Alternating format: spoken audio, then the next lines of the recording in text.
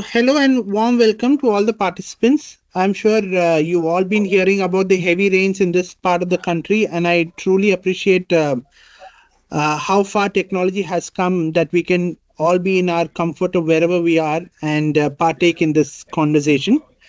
BMS School of Architecture, Yelahanka, Bengaluru is a NAC accredited and ranked 38 by the NIRF. We are an independent architecture college operating under the prestigious BMS Educational Trust. We are invested in imbibing critical thinking and holistic learning in our students. We invite institute and industry collaborations to foster an environment of mutual growth and support amidst the architecture and academic fraternity. Okay. In BMS School of Architecture, we have both architecture as our undergrad program and postgraduate course in urban design. We are also a research center and have opportunities for PhD. As part of our efforts, we conduct the Knowledge Series every 2 months, attracting over 100 participants nationwide.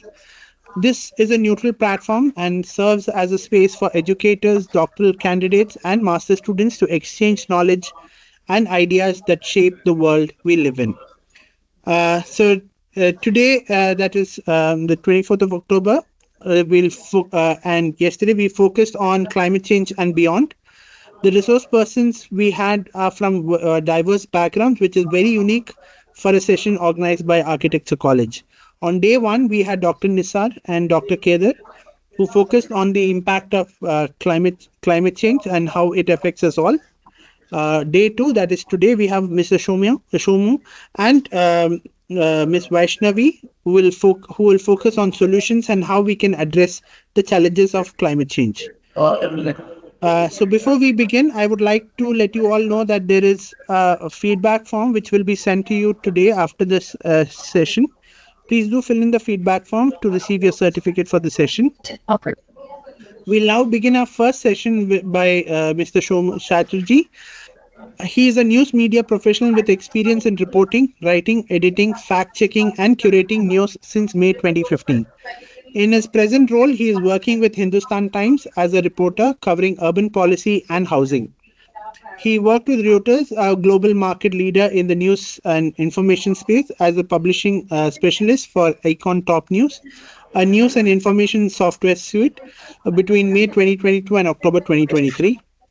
Between February and May, he had worked with Zredi Solutions, a brand marketing firm, to restart the content operations for their 2 magazines and corresponding websites for the first time since the pandemic.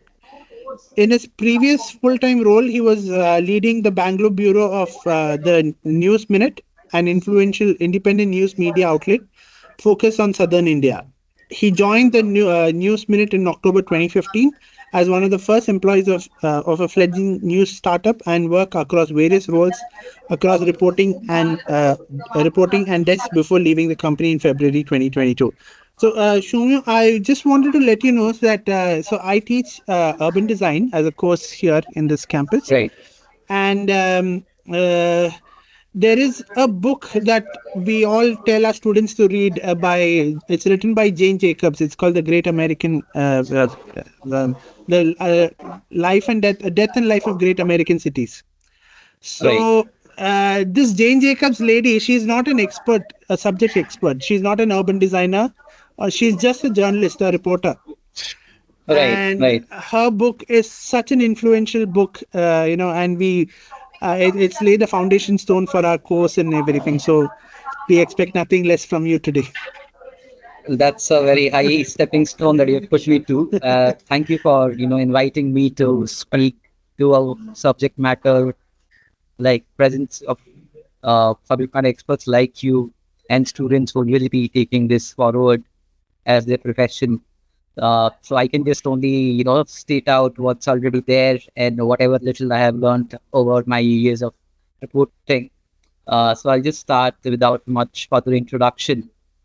So, the topic for the day is nature-based solutions for climate change. And so we'll just first start with the outline definition. How is it defined? So there can be multiple definitions for everything. And so we'll first read out what the International Union for Conservation of Nature defines that. So it is anything that is action that protects, manages, and restores natural or modified ecosystems, which helps us address the societal challenges and help us adapt naturally. So IUCN is more of a it's a multinational conglomeration of not only nations but also NGOs and multilateral agencies. So India became a member state in 1969, and currently this body has a membership of 160 countries. So there are also pledges by another 100 nations. India is not part of it as now, as parties of the UN framework of Convention of Climate Challenge to uh, so NVS as part of their nationally determined contributions for the whole climate solution. So so a simpler definition can be that whatever we can integrate natural processes into the planning and resource management. So uh, which is in addition or in combination of traditional engineering solutions that can be defined as natural nature-based solutions. So not only do these nature-based solutions can help us, reduce our impact of a disaster that we are facing, but they also help us reduce and remove emissions while they're being created or post uh, their emissions. So we don't need any, rather, we don't need to refresh our memory in terms of urban flooding. Like we are all frequent, uh, victims of it in some small or big way. And and as we have had rainfall over the past week or more, we know how cities get flooded. And I think Yalanka is not very far away from the Kendriya Vihar apartments, which recently got submerged partially. So why do we need to understand why we are talking about urban flooding in context of this is that our current gray infrastructure uh, is not able to match to the needs. So for that, just outlining what a traditional green infrastructure means for a drainage system. So we have systems which have, we have piped or paved interconnected system of gutters, storm drains, and sometimes even pumps which, take out water from a area to an outside settlement, and eventually it leads to a river, pond, lake, or a sea. That's how it flows. So as we see over and over for the last decade or even more, we are not getting the desired result. That's why we see that we have, this recurrent instances of urban flooding. Moreover, there is also an intense increase in rainfall. Like while we have lesser number of rainfall days, our days of intense rainfalls are increasing. And we also have cloudburst events in plain land areas, which was never a case, maybe century ago. So this means that the capacities that our cities are built with, they are no longer, uh, up to date. Secondly, not only is the existing systems of drainage no longer capable to handle it, cities also have grown outside their predetermined boundaries. That means they don't have the necessary infrastructure that is required to sustain it for long term in terms of a good life per se. Like so, we have areas which are outside the city limits, which are growing, which may look on surface the same way as it does to any other part of the city, but there is no network infrastructure for either drainage or sewage or even piped water. So, so this contiguous expansion of cities means that the water cannot get out of how it earlier used to do from a paved surface area to a non-paved natural area. So now we have flooding in low-lying areas, which is a common occurrence, which is essentially in the peripheries of cities. So, and worse is what we see again to bring up the example of Chandriya Vihar apartments. You have buildings built on dried lakes or so-called dead lakes. So once there is enough water to flow into, it becomes sort of a crater or a saucer to hold. So, so, so how do we counter this problem of urban flooding through NBS? So the NBS can have a system of, say, starting with green roofs, rain gardens, or permeable pavements. We are all aware how these paver block pavements, which have more minimalistic in nature, they can absorb rainwater. So which means that the runoff is much lesser compared to a paved surface or a road. So this means that less water is flowing out of a building or a residential complex or a neighborhood at a large level.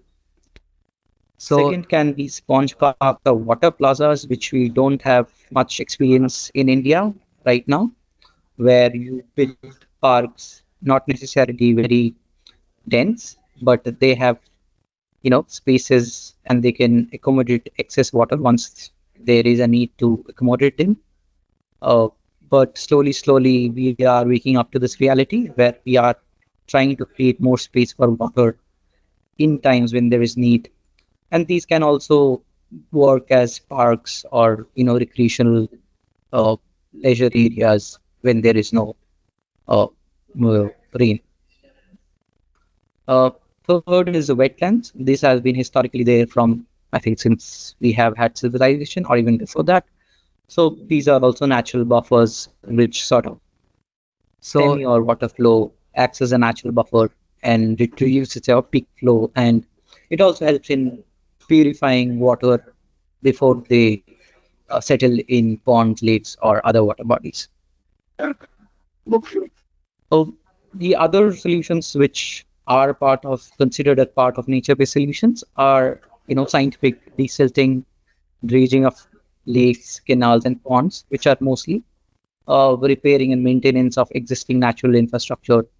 Uh, so the whole idea is to reduce rainwater runoff and store water across large areas as much as possible, rather than make water flow into or flow out of an area as quickly as possible, which was the case with grey infrastructure solutions.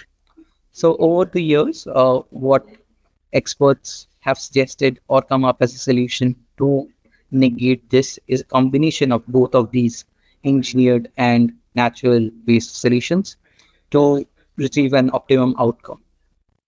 So similarly, if we see that what would be a green infrastructure solution for coastal flooding.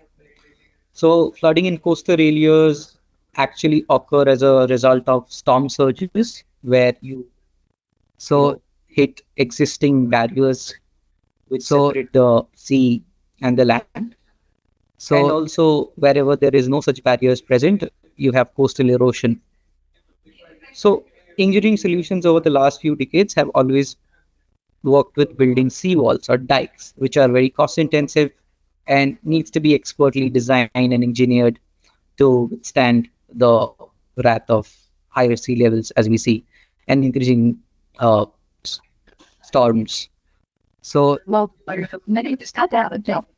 so as a result here, NBS for coastal flooding can be uh, salt marshes, which we know have again existed and have been subsumed by civilizational and anthropological activities over the years.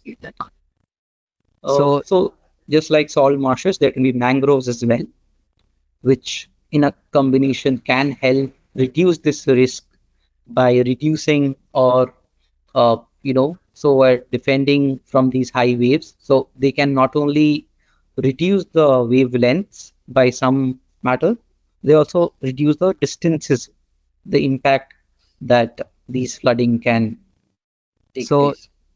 So not only do these mangroves help in defending cities or coastal areas from the rising sea level or the increased water activity, they can also help in restoring the existing levees or seawall that exist. Yeah. So So next would be the common disaster that we all face, probably not much in Bangalore, but most of the other parts of the country. Heat is a global phenomena now, and not only necessarily the global south. Uh, so Bangalore was once called the Garden City, and now probably it doesn't have as much as green cover even as a city as Delhi has. So presently newer areas in the city, which are further from the city center, are much hotter than the city center, and that is true for most cities like Luton's Delhi. In here, it's much cooler than probably outer or newer built areas of Dwarka, which has seen discriminate tree felling. So, as we all know through our life experiences, a shaded area is much more cooler than an adjacent area which is not under a shade. So, there is studies which can say that a single grown tree can have the same cooling effects as two running air conditioners. Uh, in a single street. Similarly, urban forests and large parks have their effects, which can not only specific to the local area, but their effects can be felt even kilometer radius around the same parks. So there have been studies which have shown even in India, examples being in Mumbai, where you have the Maharashtra State National Park within the city limits, which is around 5 degrees cooler than newer areas where metro construction is going on. So, so these are examples, documented examples of how nature-based solutions work and how even tactical greening can work for to give simple respite to people. Similarly, just as green bodies, blue bodies like water bodies like lakes, canals, ponds, and wetlands also have a cooling effect. Especially, they work much better, or they work most when we need them the most, which is the hottest part of the day, around from 12 o'clock to 4 o'clock. Uh, so their effects can be also felt at a range of 0.2 degrees to 6 degrees of cooling. So the next solution, which is often given, is green roofs. This is again can be done at a neighborhood scale or at a building level, where you cover the roofs of buildings with vegetation, which can bring down your costs of air conditioning in summer. And a study in Canada recently found that buildings which use this method could see a reduction in their AC cooling bills by 75%. So, so usually climate, these nature-based solutions effect can be felt in both mitigation and adaptation of climate change.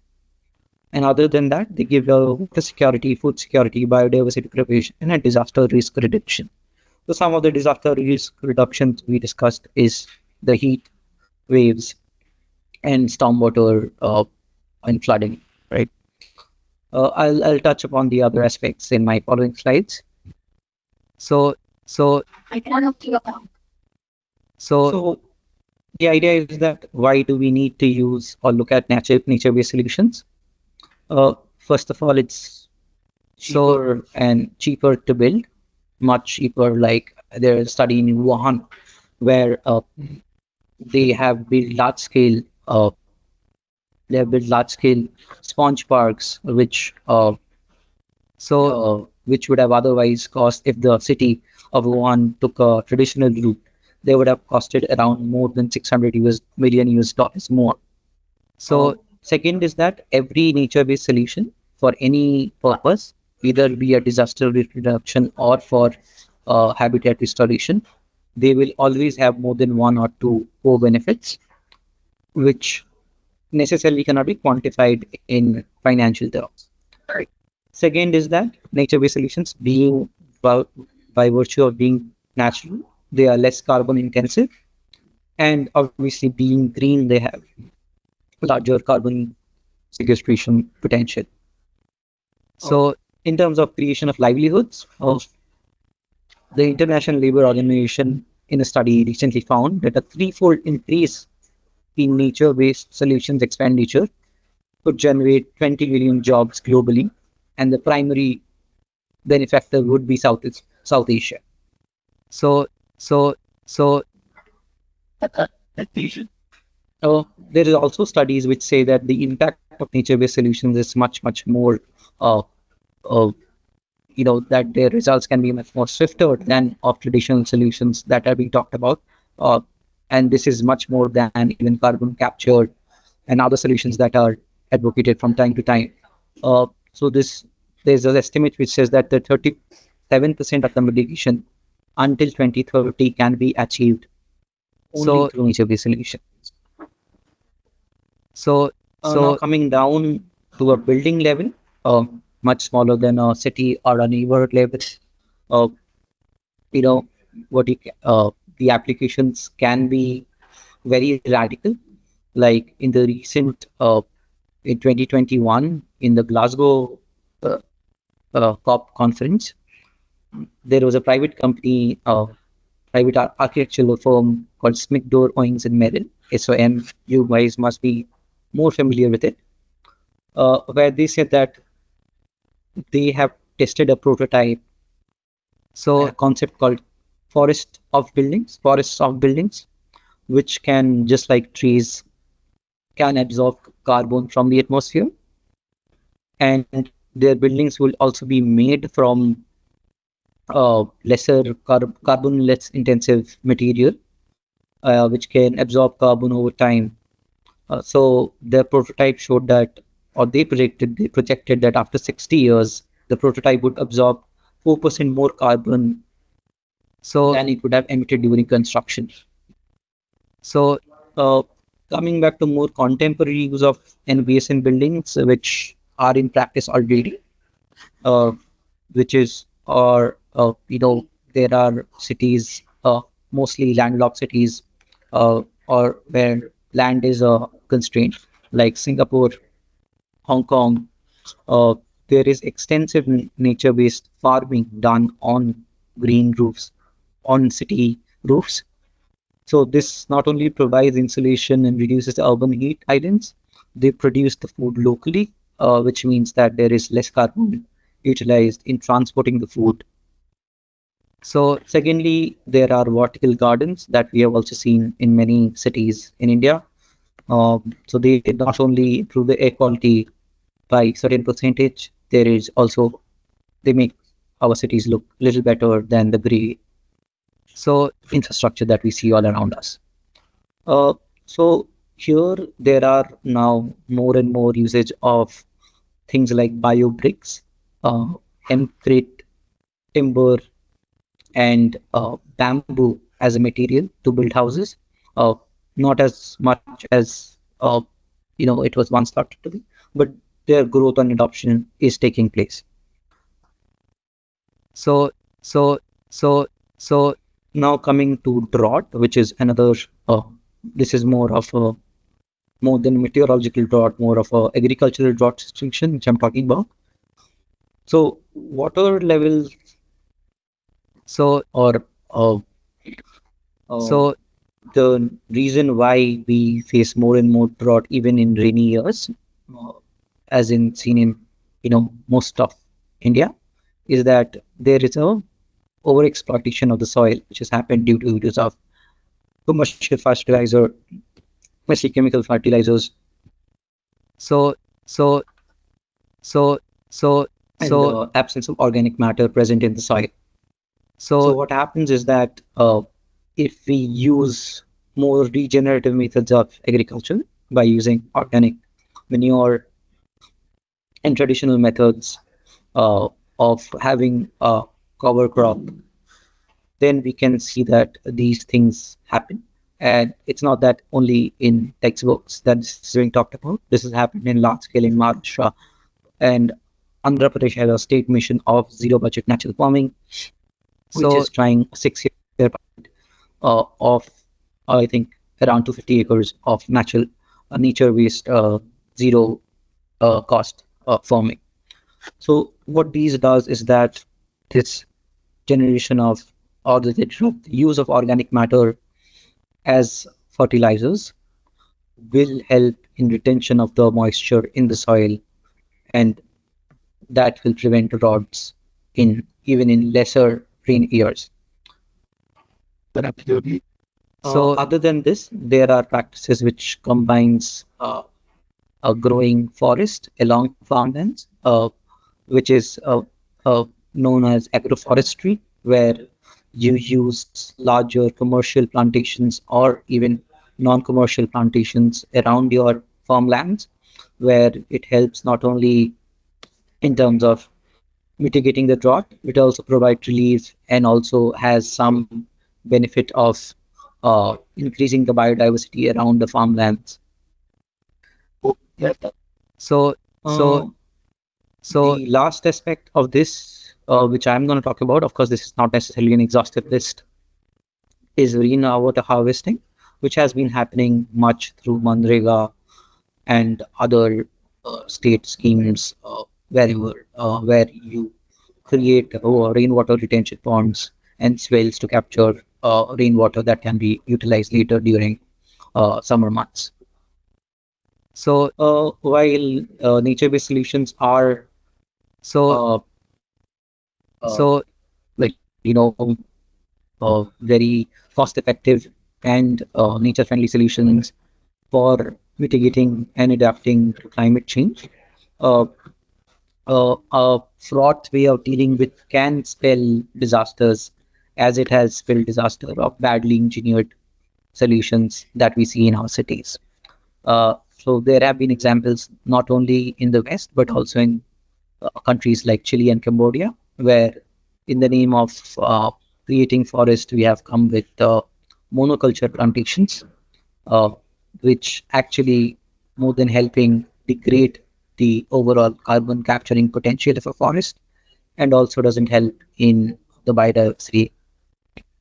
So the second problem that can happen is that uh, recently we have seen with larger, in the larger context of forest right acts or forest preservation laws, this cannot happen by excluding people and livelihoods.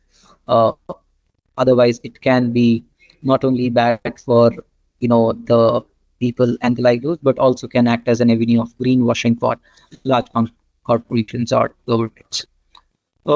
Second, often nature-based solutions, even in today's context, is primarily thought at a building or a compound level, whereas the need is much more bigger, and there is a need for a greater, uh, uh, lens to look at it to have the desired impact, where you take into account the entire geography of the region and uh, and plan accordingly to get the best out of the solution.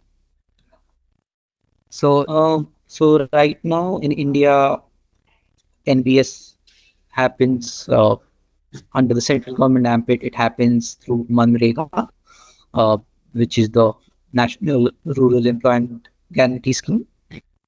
So also happens through the National Action Plan on Climate Change. So in one of the national uh, determined commitments, we have India has promised to build an additional sink of 2.23 billion tons of carbon dioxide of tree cover or forest. So a bright side here is that although we don't have a naturally necessarily thought out way of doing nature-based solutions, but 60% of the permitted work under Manreka is NBS oriented. Uh, and in the recent years, there have been recognition by the Indian government to bring out programs as of for say restoration of mangroves or creating forest lands or marshlands like Amrit Dharovar. So there was this I think 1,000 crore subsidy for natural farming initiative, which was announced this year's budget. Other than that, there have been schemes like Amrut, Navami Gange, and Smart City under the Ministry of Housing and Urban Affairs, which have the bandwidth to accommodate nature-based solutions, but there is no mandate to go for this. So currently, the state of funding is pure of nature-based solutions, not only in India but globally. Globally, around a 2018 study found that only $200 billion is spent on nature-based solutions, uh, which is less than a third of what's required. So in India, there is a bunch of government and non-government organizations which have joined to form a coalition called the India Forum for Nature-Based Solutions, uh, of which the subsequent speaker, uh, the National Institute of Urban Affairs, is a part of. Uh, so there is a plan of to climate-proof 100 million residents in the country with infrastructure of 100 billion by 2030, and this is only specific to urban areas. So while uh, this is at a nascent stage, there is also another thing that I would like to share, that although nature-based solution is probably uh, uh, Ranjan, can you see my new screen? So, so, so, Yes, yes. It's on Kolkata, right? right. Yeah. So yeah, I wanted to point out, even though this was much before nature-based solutions were talked about as a uh, rather cure for what we have today in terms of climate challenges. In the 1980s, in Kolkata, and since then the system is still ongoing, where a large wetland complex act as the natural recycling of sewage, and that is a nature-based solutions that was before it became fashionable. This has been around since the 1980s. So this the almost services the whole greater Kolkata region, comprising of say around close to 2,000 square kilometer of area, where a wetland complex of around 125 square kilometer uh, recycles around 910 million liters of water of sewage daily. So this is again a integrated system of 260 sewage fed ponds, salt marshes, and settling ponds. Uh, so here, other than almost treating the water of the entire city for free, it generates livelihood for more than around 150,000 people, and also produces 50,000 metric tons of vegetables and 20,000 metric tons of fish annually. Uh, but this doesn't necessarily mean that all is hunky dory. There have been incursions on the entire area. There have been settlements built on. Until recently, only in 2006, there has been a legally mandated framework to protect this. So even though this was working, uh, there have been incursions in the not so long ago. And even this, there are experts' views how that this is not tuned used to the best effect, where even though this is free for the rest of the city, there are still engineering solutions pushed for drainage and sewage, which uses this existing system in a suboptimal level. So this is mostly it for me, Ranjan. If there are questions, I would be happy to take. If not, we can do a small sort of a interactive session. So Sure. Thank you. Thank you so much. Do we have any questions? Please raise your hands if you have any questions and we can interact. Okay, so what surprised me is this 60% of Manrega projects, there is an emphasis on the nature-based solutions. I read it in one of your slides, correct? right. So the catch here is that it is like in Manrega works, there are a list of permitted works that you can do, which the Gram Panchayat can do. So among the list of allowed works, 60% are nature-based. But that doesn't necessarily translate to that all the 60% of work that happens under Manrega is nature-based solutions.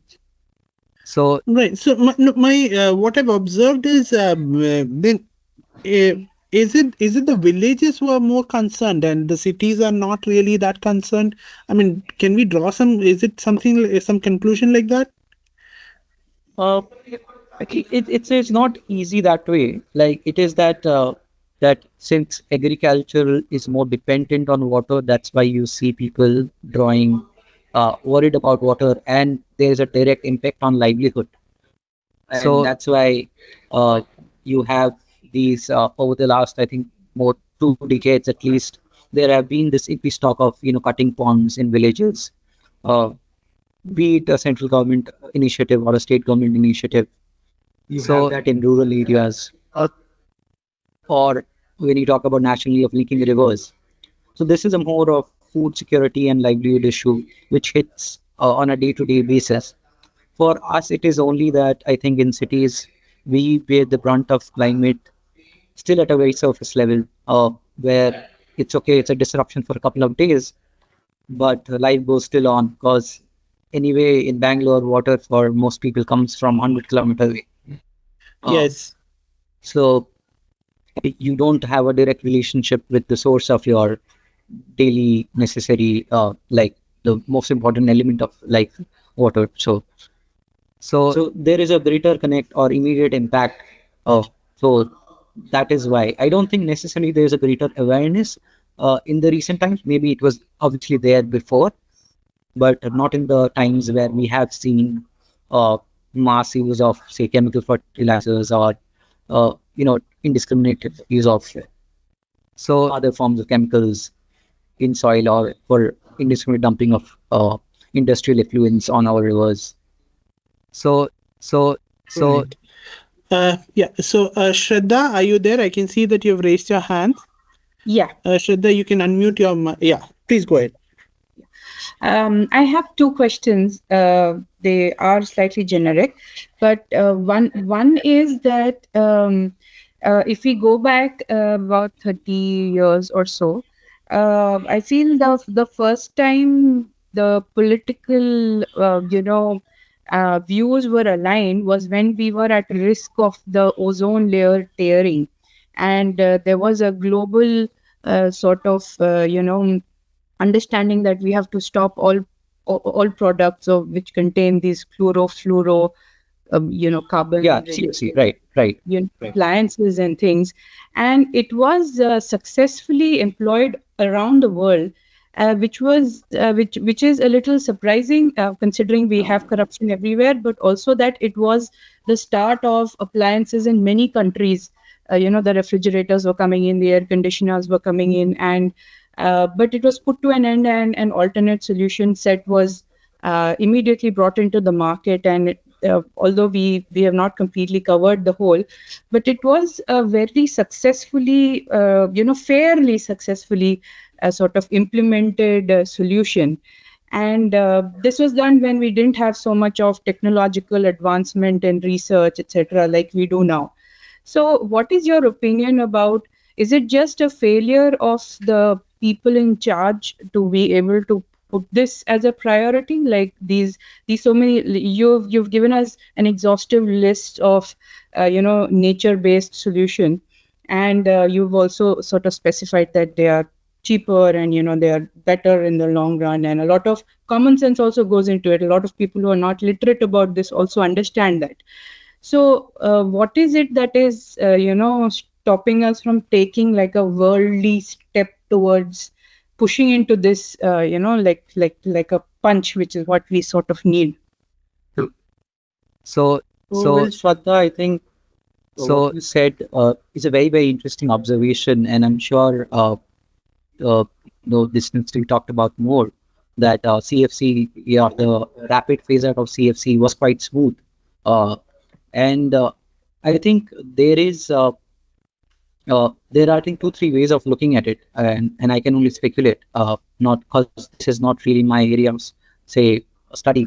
But here, where you say that phase out of CFC was, I think it happened because there were fewer big corporations which were responsible, and I think like the maybe, and there are only two, three countries which produces the maximum amount of books, mainly I think Japan, South Korea, China. So I think they maybe there was some. I actually do not know. I'm sure this is documented, but I'm only speculating that maybe they fear the brunt of climate more than, say, more traditional, like the more traditional pollutants of, say, the global north. But this is, I'm only speculating. But it's a great observation that, if we were able to phase out CFC that easily, why couldn't we do it with uh, the other problems that we have right now? Right. Okay. Yes, interesting. Something that I look forward to sort of, brainstorming with a lot of people in the field.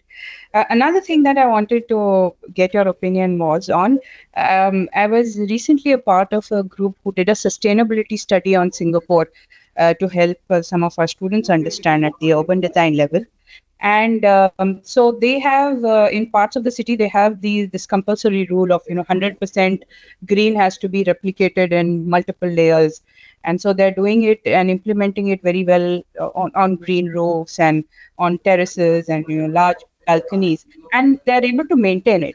Now a lot of the newer development happening in our cities, like the second level, like Bangalore and Hyderabad and Pune, these kind of cities, all the newer developments are high rise, and many of them also propose this as a as an element, as a selling factor. But my question is, can we maintain it the way they are able to and put that much importance to it?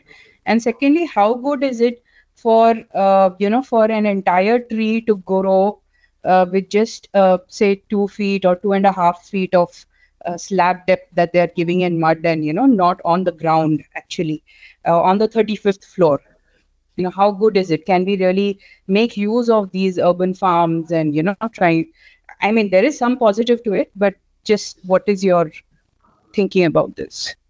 No, so I don't think it will ever be wise to think that if a fully grown tree can be replaced with a pot, a flower pot.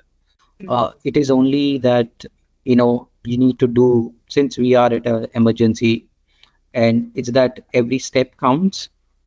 So your big step and the small steps all have to sort of aggregate and to make a larger impact.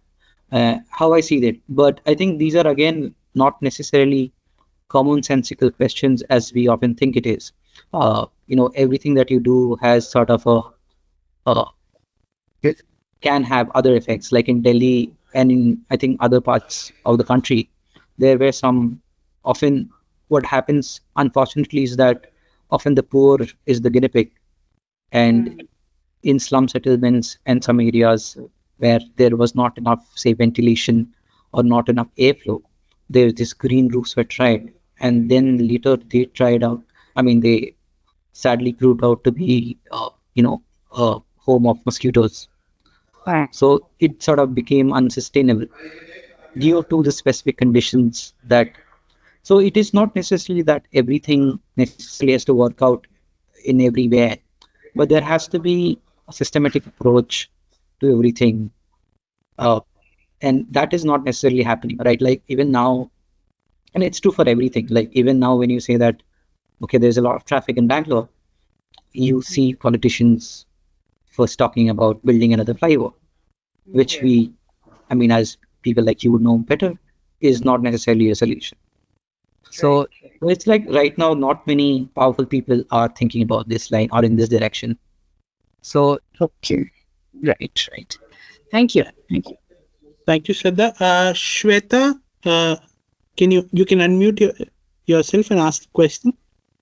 Yeah, I wanted to ask about sewage fed fish ponds, if you can elaborate a little about it. Also, I wanted to understand the applicability of it, say, for wetlands across the country. And when you talk about policies like Manrega and this Indian Forum for National Nature-Based Solutions, so do any of these forums or guidelines talk about regulation of these nature-based solutions, because especially when we are talking about uh, sewage treatments through these nature-based solutions, and we anyway see a lot of abuse of wetlands and water bodies, not only by public but for government policies as well, government plans.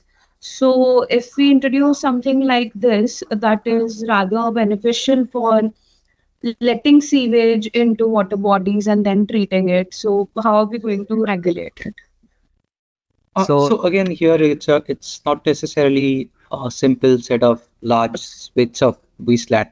So there are, I think, layers of wastelands, and Okay. so there is a combination of where a first degree of treatment takes place once the water slowly passes through a certain type of wetland, and then there is an algae pond which absorbs the remaining nutrients, and then it happens so that there is a uh, another what you call as retention ponds where there is a further filtration process.